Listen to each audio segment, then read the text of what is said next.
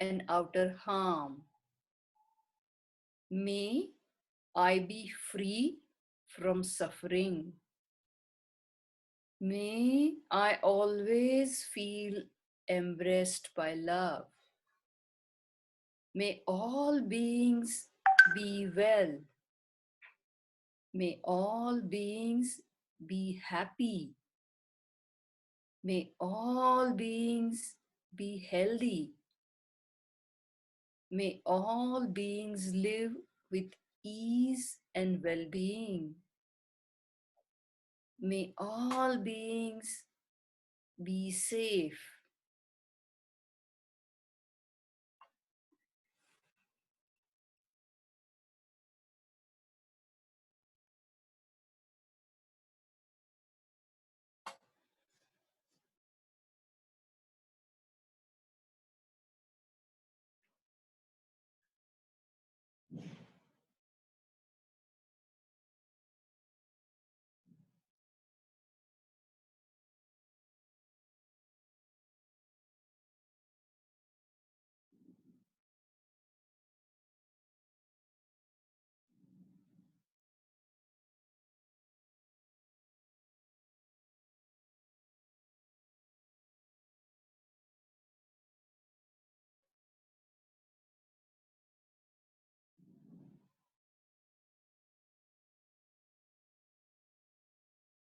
Gently open your eyes, and Nitin, I request you to take ahead.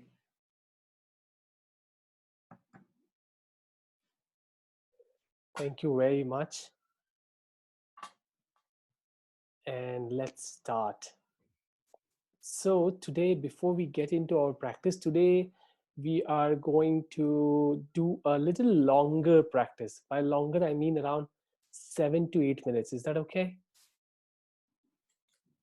Yeah, because we're also trying to advance, no? So, we'll do a longer practice today. And one more reiteration again, mindfulness practice or mindfulness meditation is not about trying to chase a specific special state of mind and body. It is just flowing with moment to moment experience happening to you, and that moment to moment experience can be anything. Therefore, what is more essential is when you are when you're going through your practice, what is most essential is that you remain aware of whatever is happening to you, not trying to block an experience, change an experience, categorize into good, bad, pleasant, unpleasant, wanted, unwanted. All this essentially takes us away from the present moment. Our intent and the essence of mindfulness practice is to be in the present moment. And to be in the present moment, it is about maintaining that awareness about what is happening in the present moment. So it doesn't matter how many thoughts we have, it matters whether we were aware that all of those thoughts were coming to us. So we don't have to block them, change them, shun them, or shut them down. So whenever, a lot of times when I tell this, and I ask people how was the experience, and people say I was trying to control my thoughts but it did not happen. And then I say, who told you to control? The moment you say this is what is happening outside on the streets, no, police are trying to control the population, and some part of population goes berserk, they go out of control. And then they have to exert more control, then they have to lay stringent norms. So that's not about mindfulness practice. It is not about control. It is not about blocking your thoughts and going into a state of thoughtlessness. That may or may not happen, we are not concerned about it. It is about functioning with understanding of the mind with higher and raised awareness.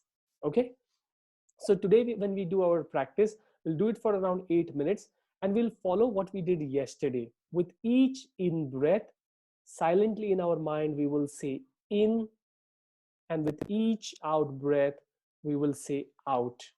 In between, the mind will do its tricks. It will go away, to many, many things, to the chirping birds outside, to some noise in the kitchen, to some discomfort in your chair, or just some images will flash. Doesn't matter. What matters is, were we in our awareness? And then once our awareness is taken to that specific distraction, bring it back to the breath.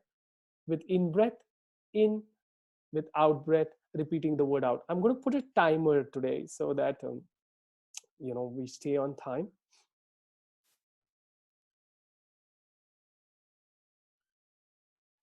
Okay, so find yourself a posture which is comfortable and yet alert, finding the right balance between attention and ease. And now gently close your eyes.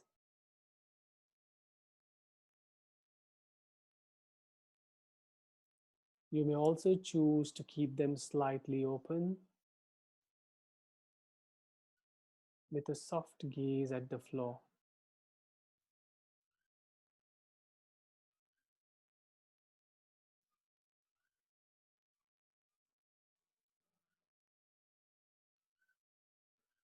Let's take a deep breath.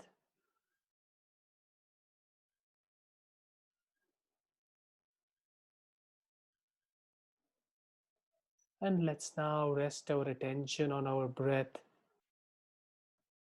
Wherever you feel the sense of your body breathing. And as we inhale, in our mind, we will say the word in. And as we exhale,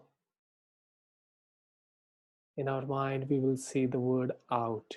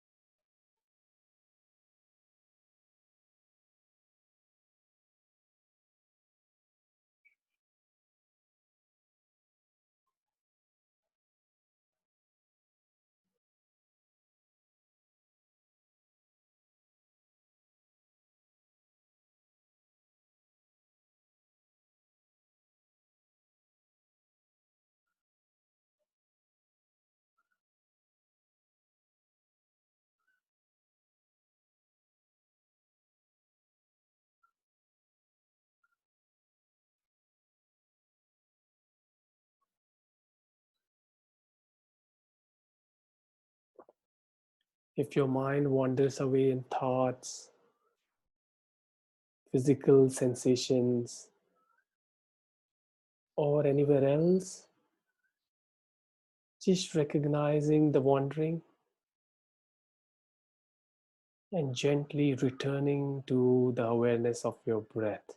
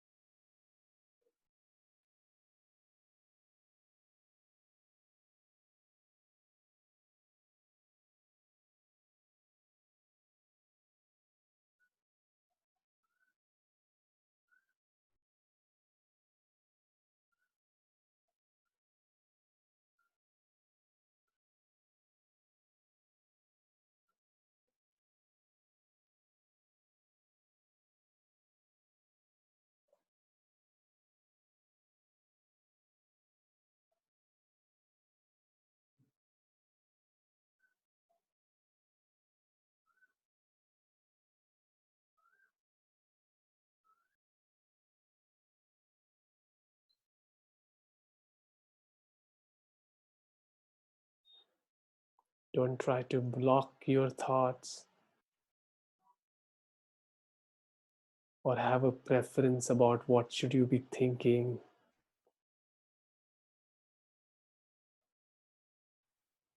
Just maintain awareness if thoughts come and go.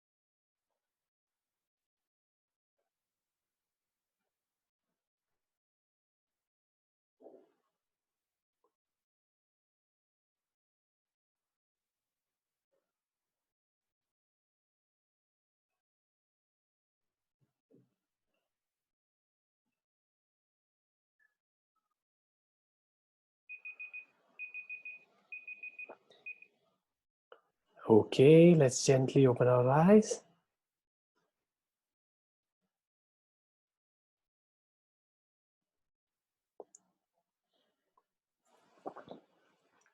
Okay, so how was it? Anybody wants to share anything, comment, ask questions? Because I'm actually feeling I'm getting better at it. Okay, I think with good. that in and out, it's kind of how to put this. A lot of thoughts don't come because the mind is focused towards something. Mm, mm, mm. Yeah, so the in and out practice can help us to actually slow down this very aggressive thinking that is happening. See, right now, also, what is happening? People are sitting at home. The moment they will stop doing what they have to do, instantaneously their minds will start again thinking a lot.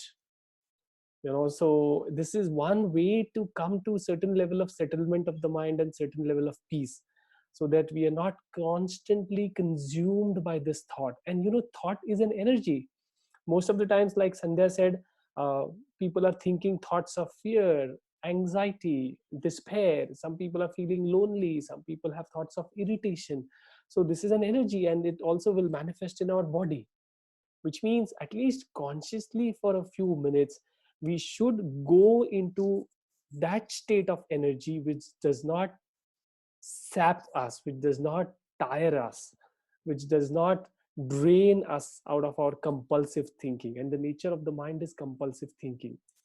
So this practice of in and out can be really, really very, very useful. One other thing that we can do is, when you're doing your practice, let's say 5 minutes are gone and you start feeling very restless, or the practice starts becoming very difficult for you, so you can just open your eyes for a few seconds, just blink it for a few seconds, and just take a deep breath and start resume the practice again. This also helps to come back. So sometimes when I do long practice like 45-50 minutes, and after 30 minutes maybe there's some discomfort, or I feel, oh, the thoughts are getting stronger, then I'll just open my eyes, blink my eyes for a few seconds, and that helps to go back into the state again. But it's not a struggle. You don't have to make a very special effort to do that. If it happens, happens. If it doesn't happen, then you watch the restlessness also, and sometimes it goes just by watching it. Yeah, okay.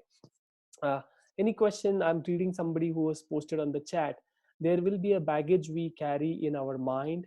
It is a continuous exercise of mind, especially when we desire something at one point, we come to know it will not happen. Mind keeps nagging. How to deal with it? Just watch the nagging. Between the nagging also there is peace. For example, last night I had a conflict and the thoughts were gravitating towards towards the conflict. What I did was I lay down in shavasana, put one put my hand on my belly, and I was just watching the belly in, out, in, out. So thoughts will go, लेकिन वो ऐसा क्यों हुआ? Again return to in, out, in, out. But I was right and she was wrong. Again, return to in and out. This is called as the training of mind, and you will have to be patient with it. The problem is we need quick solutions, and therefore we start asking how to deal with it quickly. And you will realize within a lot of discomfort also there are moments of peace, there are moments of silence, there are moments of serenity, there are moments of hope. I remember when my dad used to be in the ICU, I used to be sitting outside the ICU crying sometimes. And then one day I realized, while I'm crying there is a moment of lust also in me. While I'm crying, there is a moment of hope also in me. While I'm crying, there is a moment of stillness also in me. But we are not able to experience it because we feel what is present right now is only pain and agony and sorrow. This close watching will unfold that for us, and therefore sitting every day in your practice is absolutely essential, so that we are able to watch all this very closely. And yet sometimes we may not be free of this suffering, so then we have to go through that suffering. How? Watching it, embracing it, allowing it, not trying to change it, not trying to rush to the fridge to eat something, not trying to rush to the television to watch something continuously, not trying to call your friend and talk for 2 hours just to distract yourself. Of course that can help if your friend is going to soothe you, help you to hold your emotions without judgment. That can help definitely. But otherwise, if there is nothing external source available for us, then you just watch, watch, watch, and watch it without judgment. Watch what your body does in despair, what your body does in pain, what your body does when your expectations are unmet. Watch what these thoughts do to you and the body does when you are heavily criticized.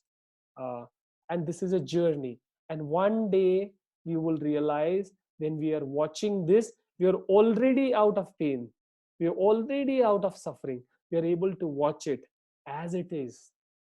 So therefore there are stories of some saints. They lived with lot of peace even when they had cancer. So for example, Thich Nhat Hanh, who I mentioned yesterday, he's half paralyzed right now. He's in his 90s, but people report from the ashram saying that he still, the smile on his face is like a sunshine. At 92, half the body paralyzed, which means they're able to watch all the pain that is also offered with a lot of kindness and compassion. Isn't that amazing? And therefore this will not come to us as a philosophy. आप कितनी भी किताबें पढ़ो ये आपको नहीं आएगा, आपको प्रैक्टिस करना पड़ेगा. Daily sitting in your mindfulness practice. You can even do it lying down if you're too much in pain, but do the practice. Okay, so before we close, let me just take the time. Can we go on for the next 7-8 minutes? Is that okay? If okay, just give a thumbs up, then we can just carry on. Okay, great. So I'm going to say two words, okay? And now one word is you have failed. And failed is the word. You have failed. And the same thing that I want to convey to the same person, and I might say, okay, you are not there yet. What is the difference? You have failed, you are not there yet. I feel in the second statement it's a positive spin. First one is very negative Mm, approach. mm. Yeah, difference of is of the approach, but what is the approach doing to you? A different approach. Uh, so Ninad here. Yes, Ninal.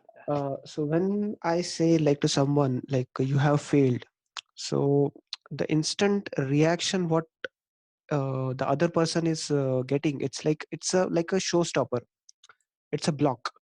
Yes, कि भाई ये क्या हो गया, अब इसके आगे मैं कुछ नहीं कर सकता. yes.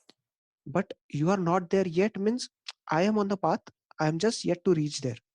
Wow, how wonderful, how wonderful. And Rahul says, you are not there yet keeps the hope alive. This is exactly what they did in a school in America when students failed in their exams. Rather than writing fail on their report card, they wrote not yet.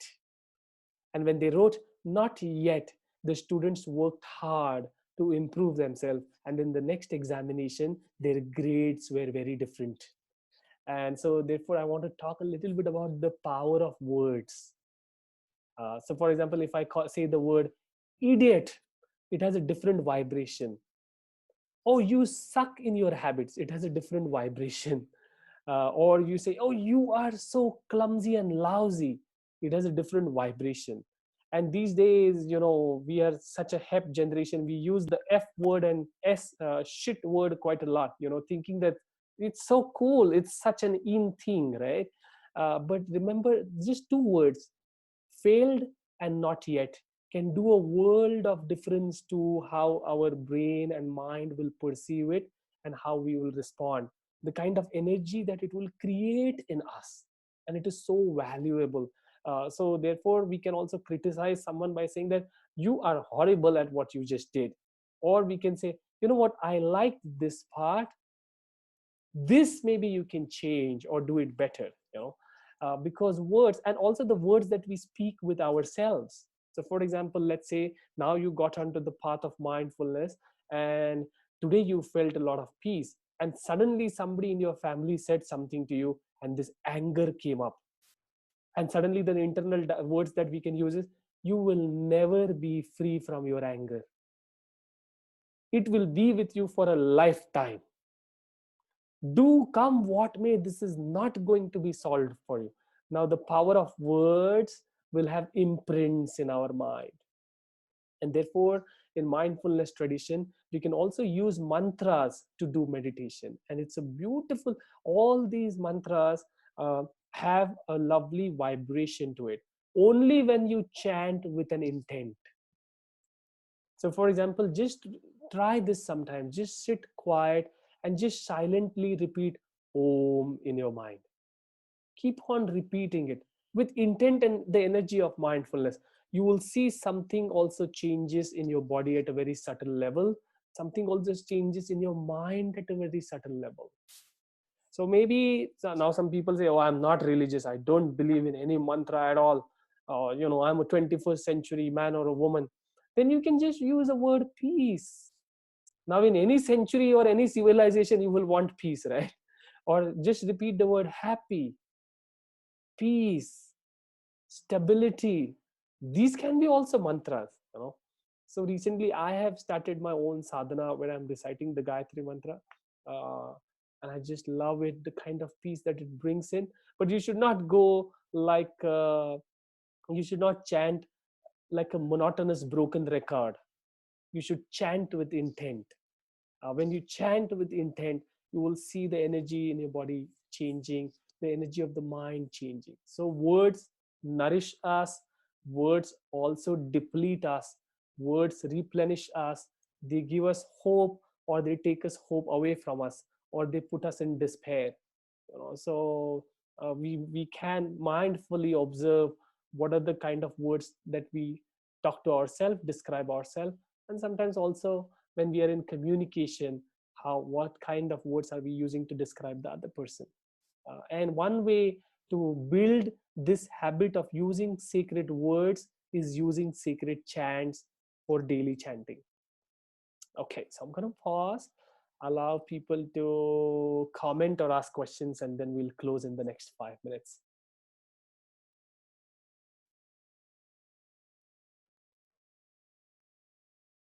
Ruchita says, I have experienced this. Okay, great. So then you can now carry on with the experience and do it for a lifetime. Few projects are for a lifetime. You go, oh, once upon a time I used to chant so much, now I only abuse. This will not work. So okay, Shri says, I chant every day Om. It stops the thought process and creates positive energy. Absolutely. Now you can also slow down the speed of chanting. For example, if you're doing Om, Om, Om, Om, now you can sync that with your breathing. With in breath, you can chant Om. With an out breath, you can chant Om. Maybe you will find, some change in the energy pattern also. Okay, great. Any other questions and comments before we close?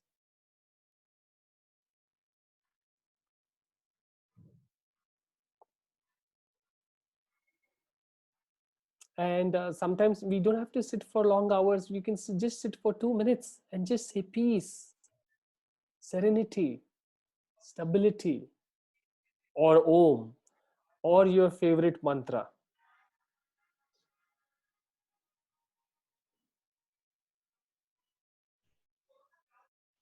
Okay, I think everybody, Naveen has typed something. I do meditation every day for at least 20 minutes, but then it's difficult to understand the difference between types of meditation. Every day I do it differently. There's no pattern.